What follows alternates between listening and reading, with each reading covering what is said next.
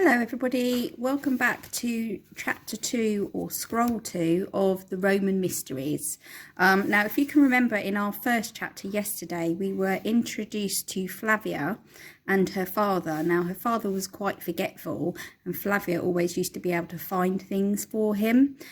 His signet ring had gone missing and it turns out that it had been stolen by some magpies, and Flavia went to try and follow the magpie and followed it to its nest, and then she got stuck up the tree and was being barked at the foot of the tree by half a dozen wild dogs, all staring up at her. So this is scroll 2. Flavia's knees began to tremble uncontrollably. She held onto the tree so tightly her knuckles went white. She must be calm, she must think. Glancing down at the wild dogs again, she decided there was only one rational thing to do. Flavia Gemina screamed. Although her hands were shaking, she managed to pull herself back up onto a branch.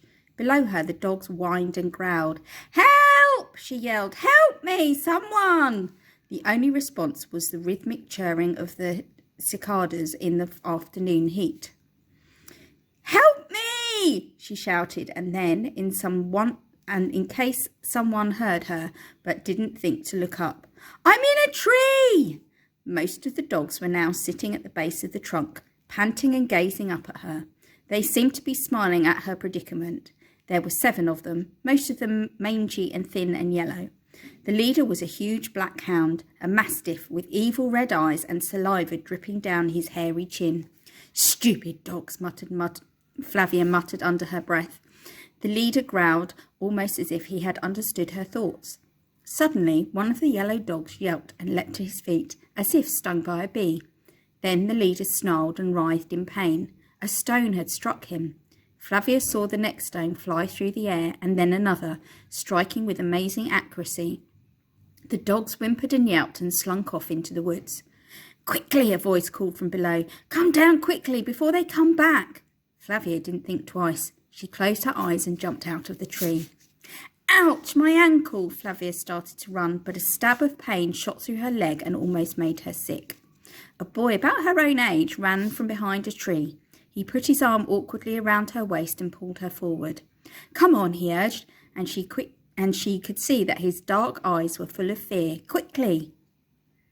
With each step, the pain eased a bit, but they were not moving quickly. They were almost reached the umbrella pine when the boy looked back, stopped, and reached towards his belt.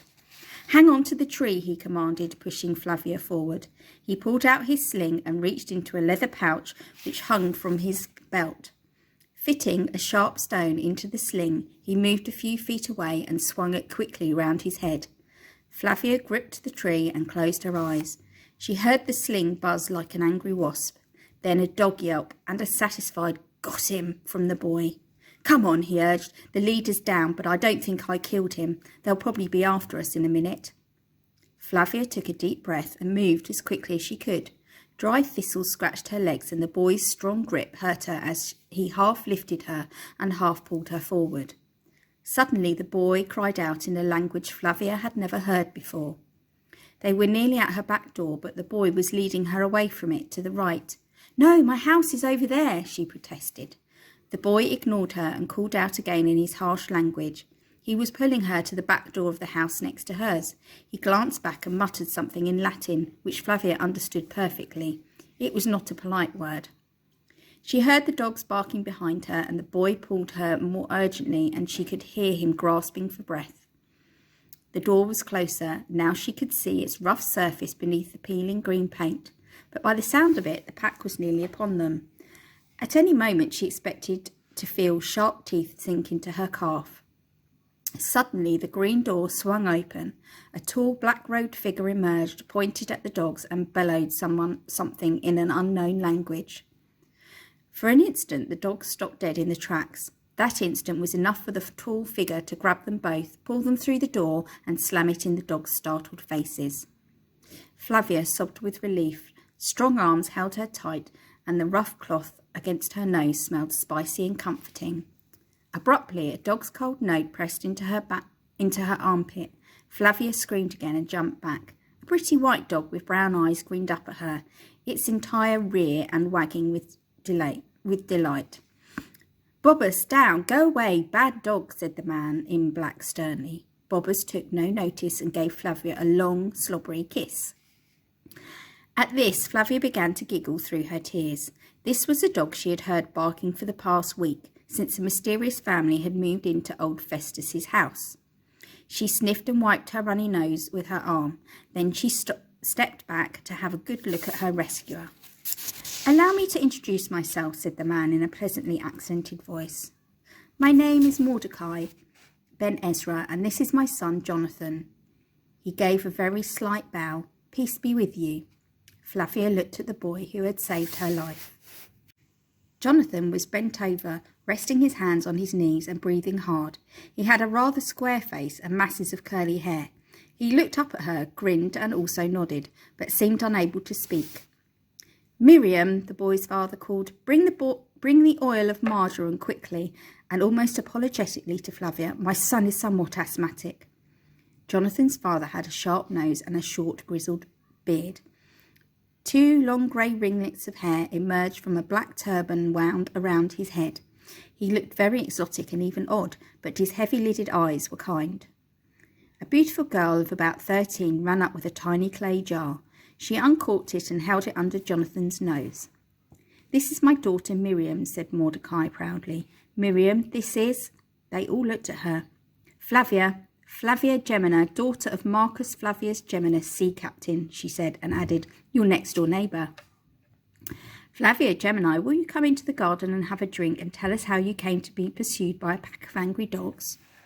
"Yes," said Flavia, but as she stepped forward, she gasped with pain. "Your ankle," Mordecai bent and probed Flavia's swollen right ankle. She winced again, though his fingers were cool and gentle. "Come, I'm a doctor." And before she could protest, he had lifted her off her feet and was carrying her in his arms. Jonathan followed, breathing easier now, but still holding the oil of marjoram under his nose. The doctor carried Flavia through a leafy inner garden towards the study. Although the house was laid out exactly like hers, it was a different world. Every surface was covered with multicoloured carpets and cushions. In the study, instead of a desk and chair, there was a long striped divan going right around the walls. Mordecai set her on this long couch, against several embroidered cushions, which smelled faintly of some exotic spice, cinnamon perhaps. "Miriam, please bring some water, some clean strips of linen, and some balm, the Syrian, not the Greek." "Yes, father," the girl replied, and then said something in the strange language. "Please speak Latin in front of our guests," Mordecai chided gently. "Yes, father," she said again, and went out of the room. "Jonathan," said the doctor, "would you prepare some mint tea?" "Yes, father," said the boy, breathing easier. Flavia continued to look around in wonder. There were only 3 or 4 shelves of scrolls in her father's study. Here, the walls above the divan were covered with them. Nearby, on a carved wooden stand, was the most beautiful open scroll Flavia had ever seen. It was made of creamy, thick parchment and covered with strange black and red letters. Beneath it lay a richly embroidered silk cover of scarlet, blue, gold and black. Mordecai followed her gaze, then moved over to the scroll. "We are Jews, and this is our holy book," he said softly. He kissed his fingertips and almost touched the scroll. "The Torah. I was reading it when I heard my son call." He rolled it up and reverently slipped it into its silk cover. Miriam reappeared with a bowl and pitcher, and to Flavia's surprise, she began to wash her feet. Jonathan's sister had dark curls like her brother, but her skin was pale and her violet eyes were grave. While Miriam was drying Flavia's feet, Jonathan came in with 4 steaming cups on a tray. He handed one to Flavia, who sniffed its minty aroma and gratefully sipped the strong, sweet brew. Meanwhile, Mordecai applied ointment to her inflamed ankle and began to bind it securely with strips of linen, so like a bandage. "Tell us your story, please," he said as he worked. "Well, I was up in the tree when the dogs came, and I knew I could never get past them, but your son scared them away, and I think he saved my life." Flavia felt as if she were going to cry again, so she took a large gulp of mint tea. "And may I ask what a Roman girl of good birth was doing up a tree in the middle of a graveyard?" said Mordecai as he tied off the last strip of linen and patted Flavia's ankle. "I was looking for the magpie's nest and I found treasure. I found 2 gold earrings and 3 silver bangles and got my chain back. And of course my father's—" Flavia stopped short. "Oh no, my father will be worried sick. He was probably sent Cordex out to look for me by now. Oh, I must go home straight away." She set her cup on a low table. "Of course," said Mordecai. "Your ankle was only twisted. It should be fine in a day or 2. Jonathan, have you recovered sufficiently to escort this young lady next door?" "Yes, father," replied Jonathan. Together they eased Flavia off the couch and helped her hobble through the atrium. Miriam followed behind. At the front door, Flavia turned. "Goodbye and thank you. I'm sorry I didn't finish the tea. It was delicious." "Peace be with you," said Mordecai and Miriam together. Each gave a little bow as Jonathan helped Flavia out of the door and along the pavement to her house.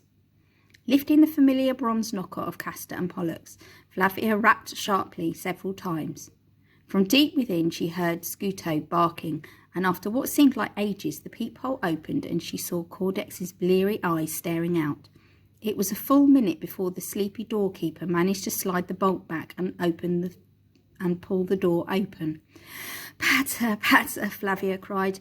Jonathan followed curiously as she pushed past Cordex and her bouncing dog. "Where are you, Pater?" she called. "Here in the study, my dear." Her father did not sound very worried.